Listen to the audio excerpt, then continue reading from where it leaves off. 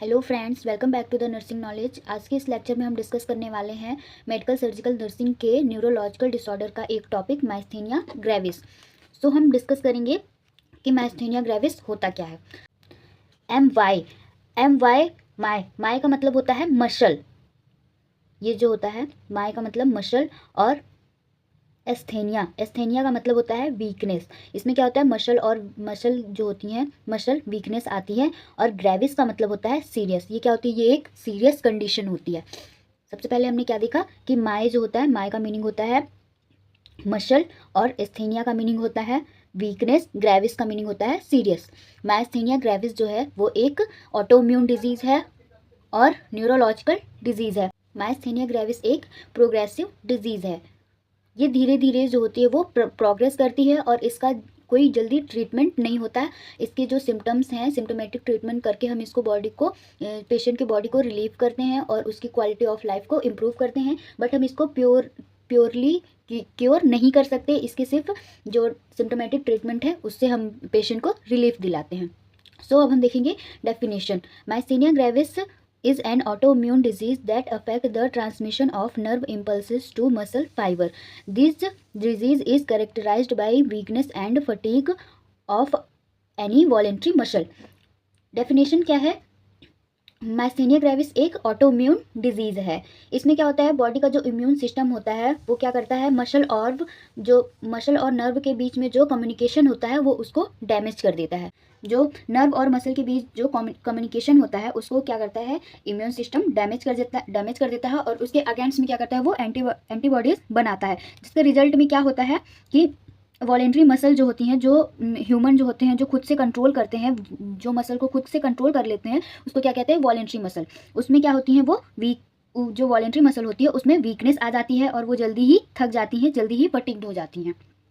हमने क्या देखा कि डेफिनेशन क्या है, जो माइस्थेनिया ग्रेविस है वो एक ऑटोइम्यून डिजीज़ है जिसमें जो बॉडी होती है, जो बॉडी का जो इम्यून सिस्टम होता है वो क्या करता है, गलती से नर्व और जो मसल के बीच जो कम्युनिकेशन होता है उसको वो डैमेज कर देता है।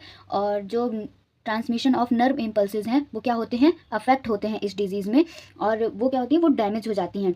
जिसके रिजल्ट में क्या होता है कि जो वॉलेंट्री मसल्स होती हैं उनमें उनका कंट्रोल खो जाता है और उसमें क्या होती हैं, वो जो मसल्स होती हैं, वॉलेंट्री मसल होती हैं, वो जल्दी ही वीक हो जाती हैं और वीकनेस आ जाती है उसमें और वो बहुत ज़्यादा फटीग हो जाती हैं। हम इस डायग्राम से देखेंगे कि माइस्थेनिया ग्रेविस क्या होता है। ये क्या है, न्यूरोमस्कुलर जंक्शन है। न्यूरोमस्कुलर जंक्शन में ये क्या है, ये नर्व टर्मिनल है, नर्व एंडिंग है, एक्सॉन का नर्व एंडिंग है, और ये क्या है, ये मसल फाइबर है। इसमें क्या होते हैं, ये जो होते हैं ये साइनेप्टिक वेसिकल्स होते हैं। साइनेप्टिक वेसिकल्स में एसिटाइल कोलिन होता है, और ये क्या है, साइनेप्टिक क्लफ्ट। इसको क्या बोलते हैं, ये जो स्पेस है इसको साइनेप्टिक क्लफ्ट बोलते हैं। इसमें क्या होता है, ये जो एसिटाइल कोलिन है वो साइनेप्टिक क्लफ्ट में आते हैं। साइनेप्टिक क्लफ्ट में आने के बाद ये क्या करते हैं, ये क्या है, ये ACH रिसेप्टर्स है, ये एसिटाइल कोलिन रिसेप्टर्स हैं। ये क्या, जब ये एसिटाइल कोलिन साइनेप्टिक क्लफ्ट में आते हैं तो ये जो रिसेप्टर हैं वो क्या करते हैं, एसिटाइल कोलिन को रिसीव करते हैं। जब ये रिसीव कर लेते हैं तो इससे क्या होती है, ये जो इन्फॉर्मेशन होती है वो ट्रांसमिट हो जाती है।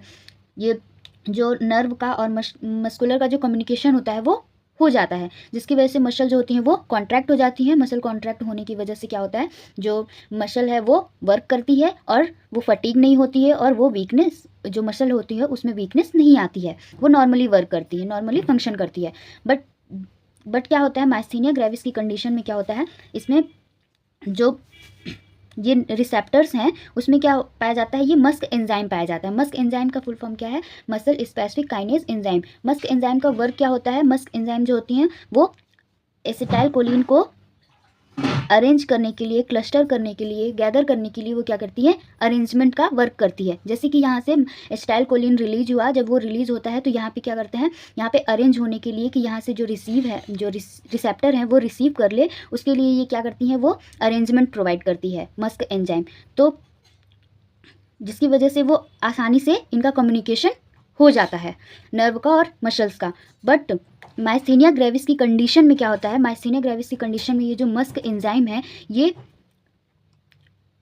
जो बॉडी होती है ये एंटीबॉडीज़ बना लेती है मस्क एंजाइम के अगेंस्ट। मस्क एंजाइम के अगेंस्ट क्या करती है, ये एंटीबॉडीज़ बना लेती है, जिसके कारण क्या होता है, ये यहाँ पे जो जिसको ये एसिटाइल कोलिन को यहाँ पे बाइंड होना था, बट क्या होता है, एंटीबॉडीज़ जो होती हैं वो यहाँ पे बाइंड हो जाती हैं और एसिटाइल कोलिन बाइंड नहीं हो पाती हैं, और यहाँ पे क्या होता है, ये ब्लॉकेज आ जाती है, ये ब्लॉक हो जाते हैं, जिसकी वजह से एसिटाइल कोलिन यहाँ पे बाइंड नहीं कर पाता है और ये जो मसल है वो कॉन्ट्रैक्ट नहीं होती है, जिसकी वजह से क्या होता है, मसल वीकनेस हो जाती है और मसल जल्दी ही फटीक हो जाती है।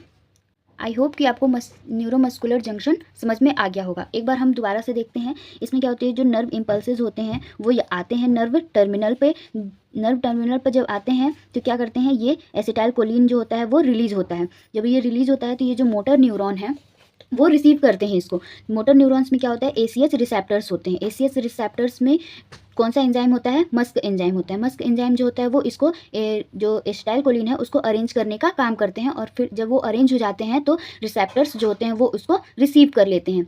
बट मायस्थेनिया ग्रेविस की कंडीशन में क्या होता है, जो मस्क एंजाइम होता है उसके अगेंस्ट क्या होती है, एंटीबॉडीज़। जो बॉडी होती है हमारे, जो पेशेंट की जो बॉडी है वो खुद क्या करती है, एंटीबॉडीज़ को प्रोड्यूस करती है और इसके मस्क एंजाइम के खिलाफ क्या करती है, एंटीबॉडीज़ को बना देती है, जिसकी वजह से यहाँ पे ब्लॉक हो जाते हैं। जो एसिटाइल कोलिन है वो यहाँ पे बाइंड नहीं हो पाते हैं और नर्व और मसल्स का कम्युनिकेशन नहीं हो पाता है, जिसकी वजह से मसल जो होती हैं वो वीक हो जाती हैं। मसल का कॉन्ट्रैक्शन नहीं होता है, जिसकी वजह से मसल वीक हो जाती हैं, और ये वॉलेंट्री मसल में ही होता है, जिसकी वजह से बहुत जो सिम्टम्स होते हैं वो पेशेंट में अपीयर हो जाते हैं। और जो ये सिम्टम्स होते हैं वो बहुत ही ग्रेजुअली अपीयर होते हैं। स्टार्टिंग में ये पता नहीं चल पाता है, और इसमें जो ये जो एसिटाइल कोलिन है जब 50% जो है वो डैमेज हो जाती हैं, इसके बाद ही जो सिम्टम्स होते हैं वो पेशेंट में अपीयर होते हैं। जब 50% जो है वो नर्व्स क्या है वो डैमेज हो जाती हैं, जिसकी वजह से क्या होते हैं, उसके बाद ही जो है जो सिम्टम्स होते हैं वो अपीयर होते हैं पेशेंट में। इसीलिए इसको ट्रीट करना जो है वो थोड़ा सा मुश्किल हो जाता है। इसमें जो है वो सिम्टोमेटिक ट्रीटमेंट ही जो होते हैं हम इस पेशेंट को प्रोवाइड करते हैं। The manifestations result from the loss of acetylcholine receptors in the postsynaptic neurons of the neuromuscular junction. Muscles of eyes, face and swallowing are most commonly affected by myasthenia gravis. इसमें क्या होता है, जो acetylcholine receptors जो होते हैं वो क्या होते हैं, उनका लॉस हो जाता है। किसमें, न्यूरोमस्कुलर जंक्शन में, जैसे कि मैंने पहले बताया आपको, जिसमें देख चुके हैं आप। इसमें क्या होते हैं, जो सिम्टम्स होते हैं वो क्या होते हैं, मसल ऑफ आइज जो होती हैं, जो फेस की मसल जो होती हैं वो क्या होती हैं, अफेक्टेड होती हैं। सॉलोविंग जो होता है वो अफेक्टेड होता है, और इसमें क्या होती है, जो आइज़ की मसल होती है, फेस की मसल होती है, और जो सॉलोविंग की जो मसल होती है वो कॉमनली क्या होती है, अफेक्टेड होती है। Indication, Myasthenia gravis may appear at any age. In early onset myasthenia gravis appear between the age of 20 to 30 year. Women are more affected than men. Indication में क्या बोल रहा है कि जो मायस्थेनिया ग्रेविस है वो किसी भी एज में हो सकती है, लेकिन इसका जो अर्ली ऑनसेट होता है वो 20 to 30 ईयर ऑफ एज में होता है, और इसमें जो वुमेन जो होती हैं वो ज़्यादा अफेक्टेड होती हैं then man. Now we will discuss the aetiology. Autoimmune, ये क्या है, इटियोलॉजी क्या है, वो ऑटोइम्यून प्रोसेस है। इसमें it is caused by an autoimmune process that result from production of antibodies direct against the acetylcholine. इसमें ये क्या है, ये एक ऑटोइम्यून डिजीज़ है, जैसे कि हमने देखा था एसिटाइल कोलिन जो एंजाइम था, जो मस्क एंजाइम था, उसके अगेंस्ट में क्या हो रही थी, डायरेक्ट प्रोड्यूस हो रही थी एंटीबॉडीज़। नेक्स्ट है the exact cause is unknown. इसका जो एग्जैक्ट कॉज है वो अननोन है, उसका पता नहीं है। Viral infection is precipitate factor. Viral infection क्या होता है, वो वायरल इन्फेक्शन एक प्रेसिपिटेटिंग फैक्टर हो सकता है, किसके लिए, मायस्थेनिया ग्रेविस के लिए। Now we will discuss the clinical manifestation of myasthenia gravis. इसमें क्या है, increasing weakness.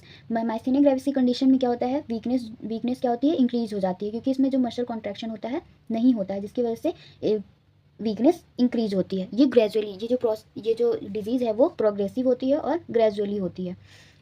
Second one is ptosis.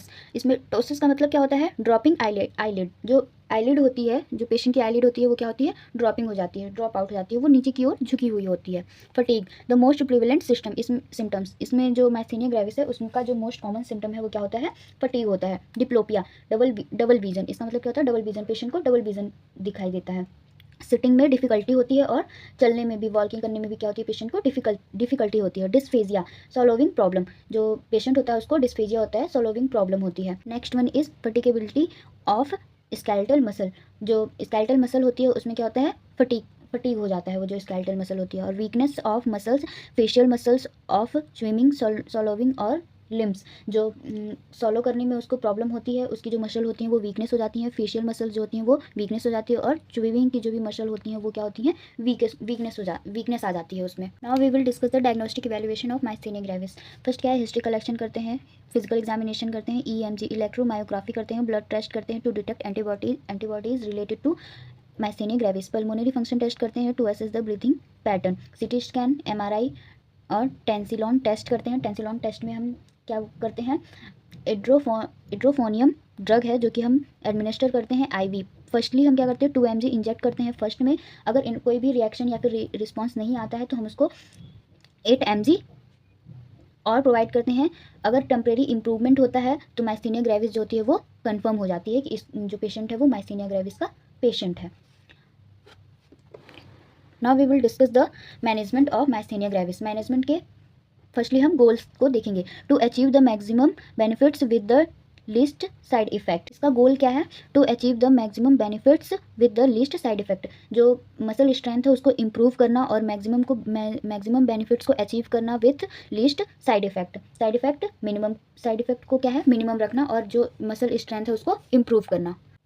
अब हम देखेंगे मेडिकल मैनेजमेंट। फर्स्टली हम क्या करेंगे, एंटीकोलिनेस्टेरेज ड्रग्स प्रोवाइड करेंगे। इसमें इंक्लूडिंग है, एग्जाम्पल इंक्लूड पेरिडोस्ट्रिगमाइन और नियोस्ट्रिगमाइन। These are administered to increase communication between muscle and nerves. Anticholinesterase drugs जो हैं वो, कोलिनेस्टेरेज जो ड्रग्स होती हैं वो मसल और नर्व्स के जो बीच कम्युनिकेशन होता है वो इसको इंक्रीज करती हैं। Intravenous immune globulin, it is use to treat autoimmune myasthenia gravis.